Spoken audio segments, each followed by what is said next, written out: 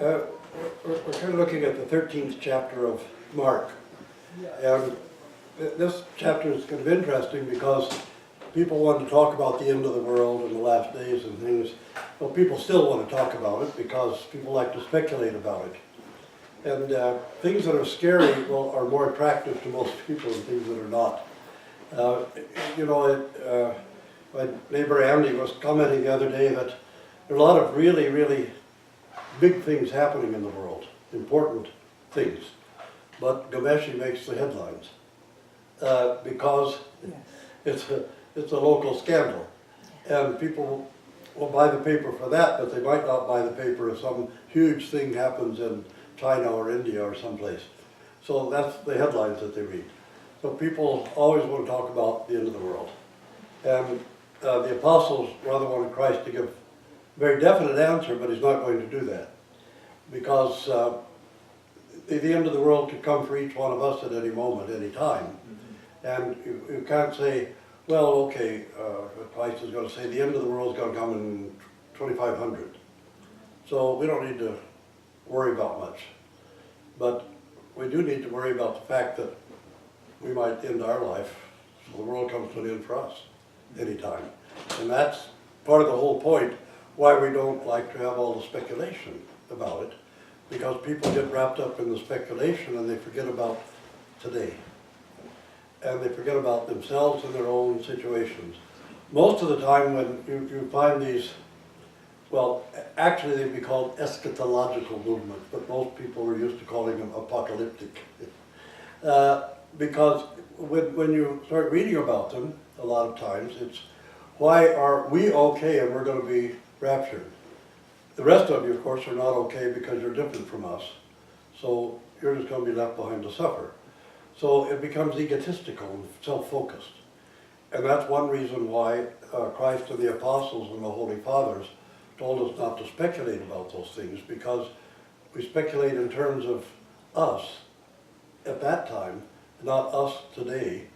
And it really robs us of our spiritual life. It also makes people kind of proud and puffed up now, because the people who do the teaching are always the ones who are going to be caught up and saved. And the rest of us are, we're going to hell because, well, just because you're not us. That's why. And that's part of the problem. And this time, it's never clear in the 13th chapter of Mark whether Christ is talking about the destruction of Jerusalem by the Romans, because the destruction of Jerusalem by the Romans is going to happen. And that's something that we clearly foretold, and it did happen. When the Romans invaded Judea. And as Christ says in the 13th chapter, of the temple there won't be one stone standing upon another. And of course, after the Romans invaded, there wasn't. They totally demolished everything, including the temple, and of course carried away the temple treasury as well. What the Egyptians hadn't taken. And the Ark of the Covenant disappeared when Pharaoh Shishak invaded. After the time of Shishak, the Ark was gone. So, but what treasures there were carried away, and we see a record of it on Titus's arch. But in one of the apostles tells us when Christ says that he'll raise up the temple again, he's talking about the temple of his body, he's not talking about the physical temple. And a little later he tells us that we're all a temple. So the resurrection, of course, the temple will be raised again, the temple of each one of us, each one of our bodies in the resurrection. So the prophecy isn't about that physical event, about the resurrection, but the destruction of the temple is certainly going to happen. And it's going to happen barely 70 years after Christ made the prophecy. So Peter, John, and Andrew have asked Christ to tell us when it will be, when will all these things come about, when will they all be accomplished. And Jesus said, beware that no one leads you astray. Many will come in my name and say, I am he, and they will lead many astray. When you hear of wars and rumors of wars, don't be alarmed. That has to take place. But the end isn't yet come. So we certainly, all throughout our history, the 20th and 21st century are no more violent. In fact, in many ways they're less violent than previous centuries. Even though we've had so many wars in this century, it's still not as violent as the 19th century and the 17th century were. So we have wars and rumors of wars, but we shouldn't get knocked off the path by that, he tells us. Don't start running around having apocalyptic visions just because you have wars and rumors of wars. That's going to happen, and it's going to happen all the time. The end is not yet. He said, as for yourselves, beware, because they'll hand you over to councils and you'll be beaten in the synagogues. And he's talking about what will befall the Christians in that first era. And indeed, as soon as the war against Jerusalem was over, the Christians in Cappadocia in the first century, that part that's now Turkey, where the persecutions actually began. And they began under Pliny the Younger. And you remember we talked about what set off the persecutions in Cappadocia in the beginning. That Pliny decided that Christians were dangerous because they cared for everyone, not just their own. Now, in the Roman Empire, you had the guilds and what we would call unions, who looked after their own people, but they wouldn't look after anyone else.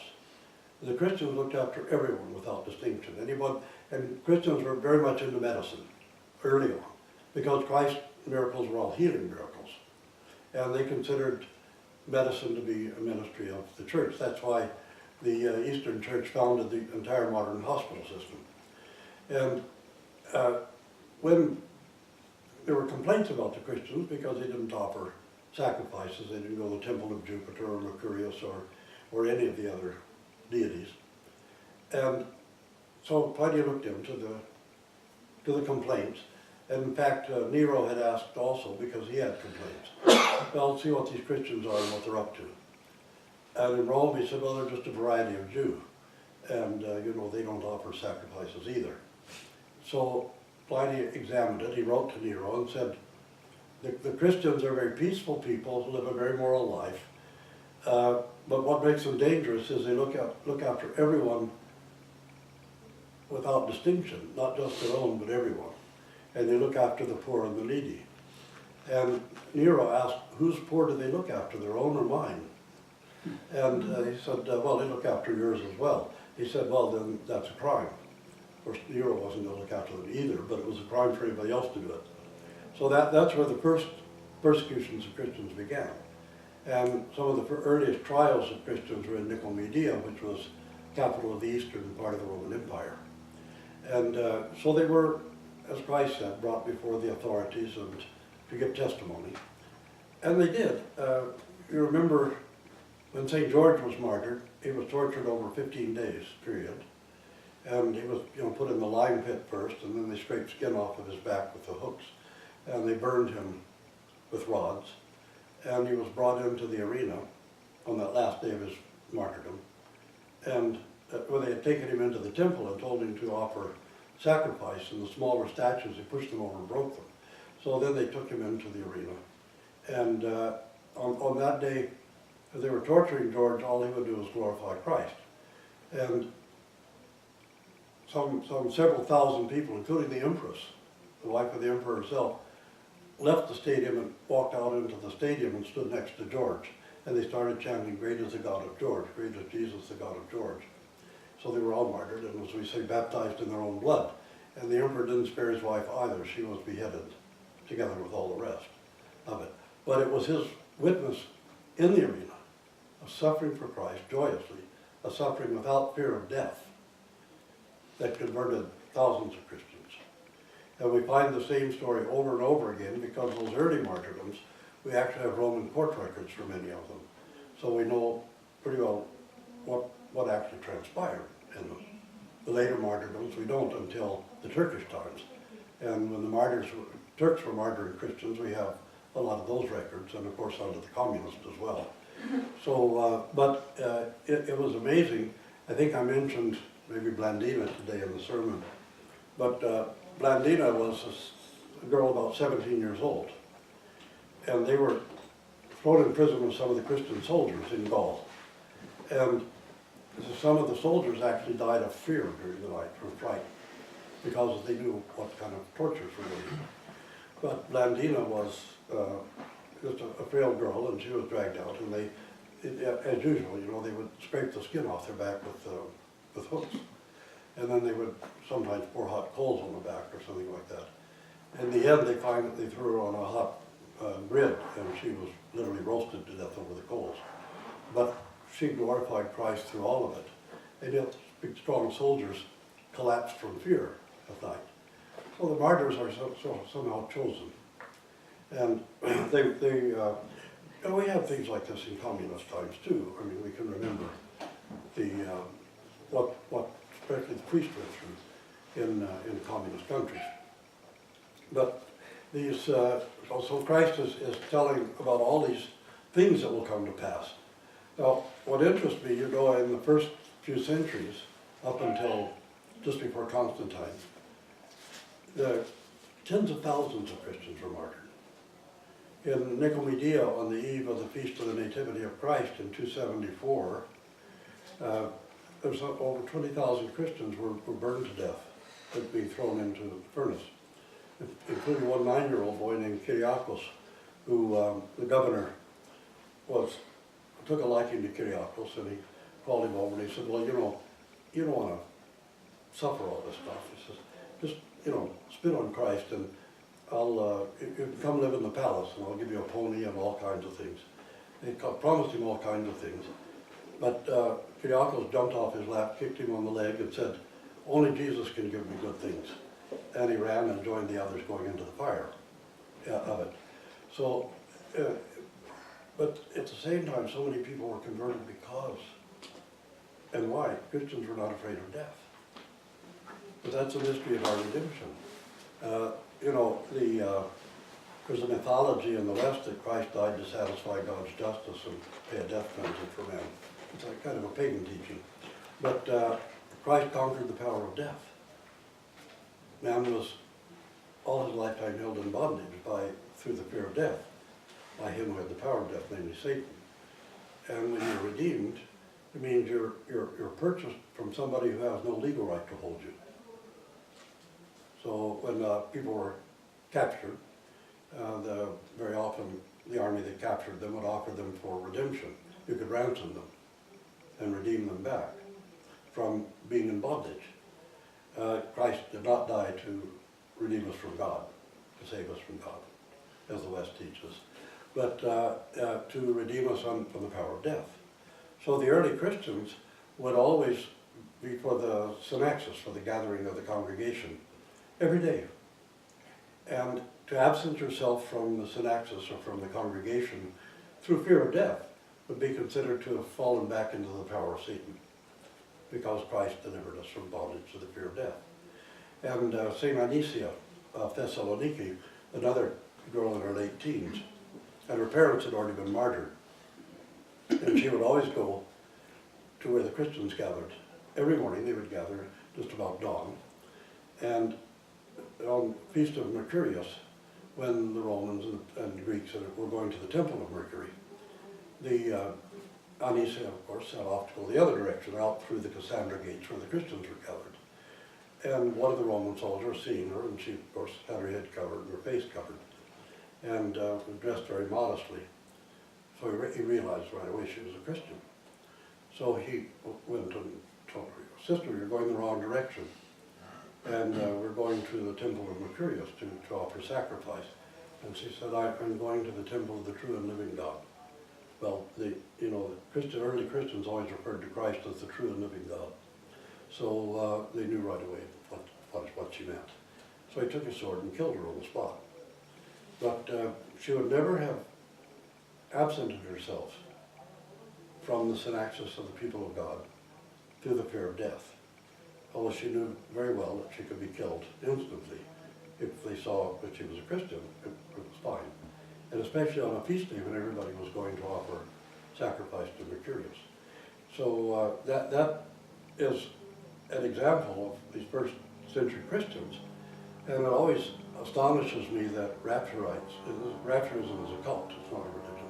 It doesn't belong in Christianity at all. When you talk to them about this teaching, oh, but God wouldn't want us to suffer, us Christians to suffer. And boy, you don't know much about history, do you? You know, the millions of Christians, tens of thousands, who died in the early persecutions. And then under the Turks, how many Romanians, Serbs, Bulgarians, and Greeks and Christians in Cappadocia died under the Turks? Because you either renounce Christ and acknowledge Islam, or we're going to kill you. Some people made a compromise. They paid this huge tax, but they would never mention Christ publicly.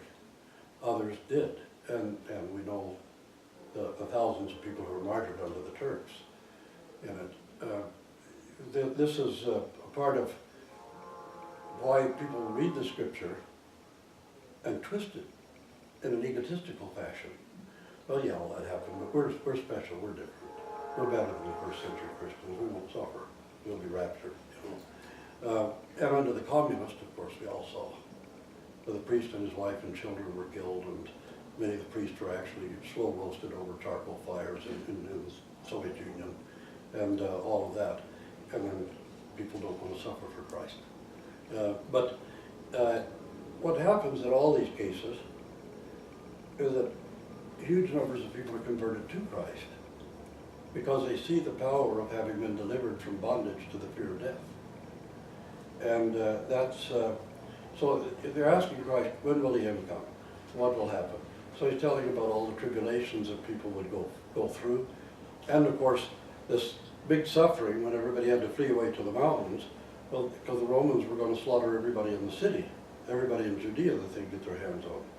So if you didn't flee when, you know, at the time of the end of the Jewish wars, then it would be unspeakable suffering. The whole city was burned down, and anybody left in the city burned to death together with it.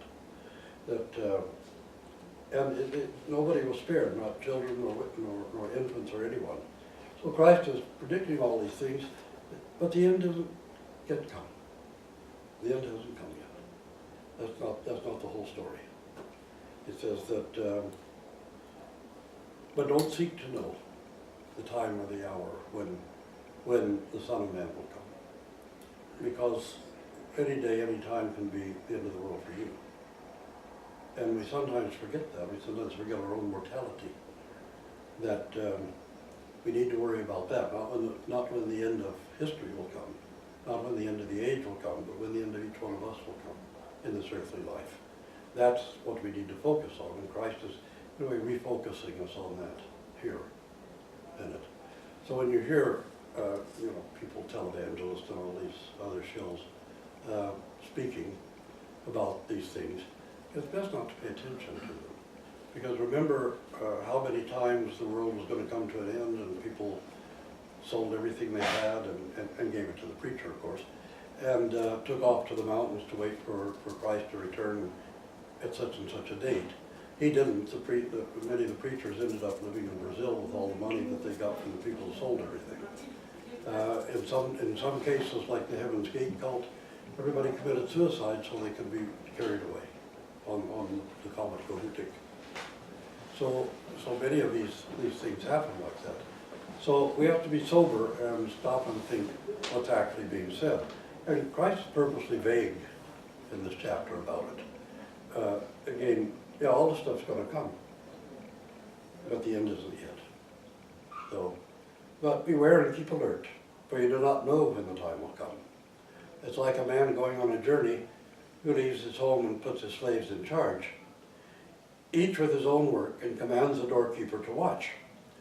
Therefore keep awake, for you do not know when the master of the house will come, in the evening or at midnight, or at cockcrow, or at dawn, or else he will find you asleep when he comes suddenly.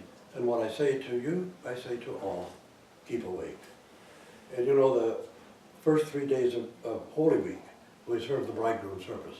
Behold, the bridegroom cometh in the middle of the night, and blessed is the servant whom he shall find watching but unworthy is the servant whom he shall find asleep. And so the bridegroom comes, and you don't open the door to him, and then you find the door's not open to you either. So this is, I say, watch, each one of you, watch and keep awake. Not as a community, as everything expecting, well, the end of the world's going to come. And everybody wants the end of the world to come in their own lifetime because they've fallen back into the hands of Satan. They're afraid of death. And they want the age to end before they die, so they won't have to face death. Because they've lost faith in Jesus Christ, and they're afraid of death again. Not realizing that redemption is redemption from bondage to the fear of death. So that's what if we have faith, we know something infinitely better is coming, and we're not afraid of death. But if we lose our faith, then of course we really want the world to come to an end before we die, so we won't have to face death. And that's part of the tragedy of all of these apocalyptic cults and religions around us that have infested Christianity so much, that it's really a loss of faith. The whole teaching of the rapture is a loss of faith.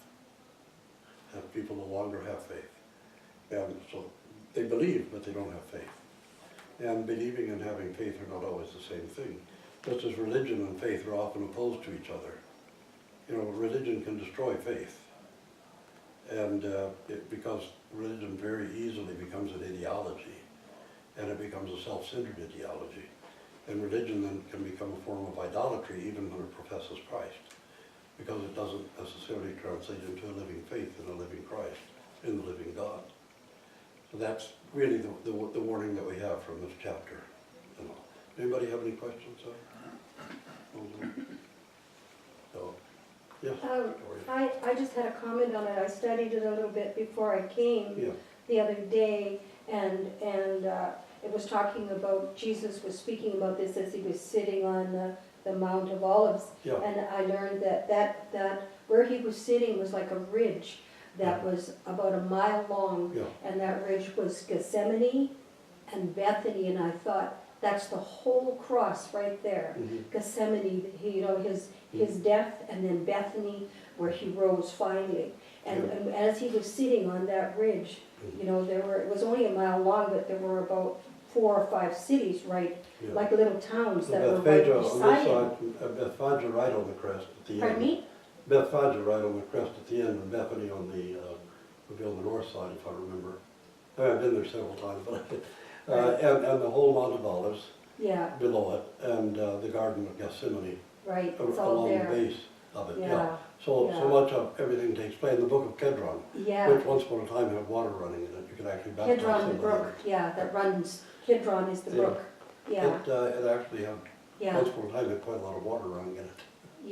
So and it's like all everything that was symbolized, everything that Christ was right there when he sat to talk on tell his disciples. Outside the city of Jerusalem and overlooking Jerusalem, because on the ridge you always look over the city, and you can see directly into the city from there, and it gives you quite a view of where the Golden Gates were, and the Sheep Gate, and where Stephen was stoned. 12 gates to the city. And you can see the ones that are on that side anyway. And it's kind of brings a lot to life, of course, to sit there and read it. So we went there once and read the 12 Passion Gospels at the top of the Mount of Olives, and it was rather nice to do that. Just like once we followed, I took a group of people to follow Apostle Paul's path, and at each place we would read his letter, like the Thessaloniki, we read the epistles to the Thessalonians, and of course the book of Acts and other places, but in sort of Vespers, it really kind of made it come to life a lot, because the site of the old synagogue in Thessaloniki is still, it's marked off as a monument, so you can go where Paul preached in the synagogue and do the readings. The same in Veria. There's a sort of a plaque, a stele, there where the synagogue was, and then there's a new synagogue on the other side, but where Paul actually preached there. So you can actually go to the very sites which have been well marked off. And it's especially nice to go to Bethany and Bethphage. there were, Bethania was where the two asses were tied up, the colt and the all, and they took them from there. And of course, Bethany is where Lazarus was raised from the dead, Yes, which yes. was also on the backside of Mount of Olives. Yeah, and that's Yeah.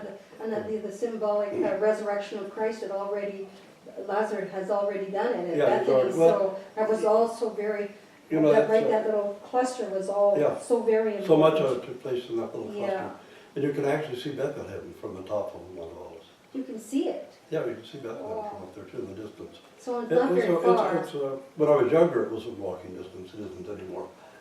So, but it's interesting how much of it did take place there. And in Bethany, you know, the Russians, a couple of centuries ago, the Russians built a refuge for, particularly for Muslim girls who, if they became pregnant out of wedlock or something, they would be stoned to death. So the Russians set up a refuge for them. If they could make it to the refuge in Bethany, they were safe. And, Is it still there? It's still there, it's still there. A It's still couple there. of, 3 English converts began to run it. And in fact, there were Mary, Martha, and Lazarus, of course. But they took over the refuge at Bethany. And a lot of Arab girls were trained there. Some became Christians, some didn't. But of the Muslim girls who came who were converted and became nuns, some of them, then they ended up during one of the wars anyway, they ended up when the Russians were trying to gather, you know, the Russians had to flee from China when mostly the Japanese invasion, but in the north, the Soviets came in and were murdering all the Russians who lived in northern China. So they fled, and a lot of them ended up in Chile and Peru. So it was some of the Arab girls who had become Christian nuns who opened the orphanage in Chile. So that And, was the destiny And they all to do spoke that. Russian fluently, of course, because a big Russian colony had gone there. Yeah, And they went, and then they started taking in, you know, Chilean orphans, a lot of the First Nations people in Chile. it's amazing what persecution will do. And it just spread, you know, Mhm. from there. Yeah, But it's notable that one of the things that we found, the Russian Orthodox found necessary, was that you had to rescue these women who had, you know, sometimes they'd been raped. If they became pregnant, they would be killed anyway because they weren't worth anything anymore. I know that, They didn't have any yes. value, and they would be stoned to death. So to build a refuge for them was one of the earliest things that the Russian Orthodox did in that area. But that was an incredible act of love. Yeah, Yes. yeah, it was a logical thing to do from a Yeah. Christian point of view. That, and the other thing, you know, to realize, it's easy to look down on people historically for something, or even in our own times. But a century ago, 2 centuries ago, if a girl wasn't owned by a man, the only thing she could do for a living was be a prostitute. That is exactly She so. couldn't be a clerk typist, you know, Yes. in the 5th century. Yeah. There wasn't anything else for a woman. And either she had to be owned by a man, or she was on the street by herself. So that was it. But people didn't hire servants. You know, the New Testament never uses the word servant. Well, even, It uses the word slave. even the It's- Jews we had, translated the servant, but it doesn't say that, it says slaves. but even the Jews had Jewish slaves. They bonded, they Oh, yeah, put their own sure, people you into can sell bondage. your, yeah, according to the law, you can sell your daughter as a slave. Not your sons, but you can sell your daughters as slaves. Of course, you can stone your son to death if he gets on your nerves. But yeah, the thing is that people had slaves. So a girl either gave herself into bondage as a slave, or she became a prostitute. That was all there was to it. There wasn't anything else. So, you know, so it's you know, it's kind of odd. I mean, it irritates me now when some Christians, you know, look down on women who are on the street too, because they never try to bother to find out why they're there. No, You know, Yeah. if a woman who's attractive chooses to sell sex, she's going to be a high-priced call girl. She's not going to be on the street. But the women who are on the street are there for a multitude of reasons which are absolutely not their fault. and And, statistics you know, show it's, that they came out of incredible abuse before they ended up there. Well, not That- just that not is- just that, but you know, a young girl is very impressionable, gets by some pimplers or into that. And then if she tries to leave, the best girl comes along and says, well, we'll get your sister if you leave. Or, you know, we'll kill you, or, well, we'll kill your family if you leave. So you can't just walk away, you can't just leave, because if you're doing something that's against the law, you have no recourse, you have no place to go, no one to turn to. That's the problem. It's like being roasted alive in the fire.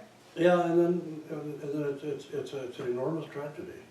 It That, is. but we should look at it as a tragedy, not sin, you know. Because it's, you know, we've become such scribes and Pharisees. Yes. You know, we're not at all like Christ. But we need to look at how do you help somebody in a positive way, with no strings attached, get out of their bondage. That's part of it. Yeah. And sometimes you have to do it by means that you don't necessarily want to do it because you're oh so righteous and religious. So you can't do it the way that is necessary. That's a problem with us. Anyway, that's anybody else have questions, or we'll finish because we go too long. Well, they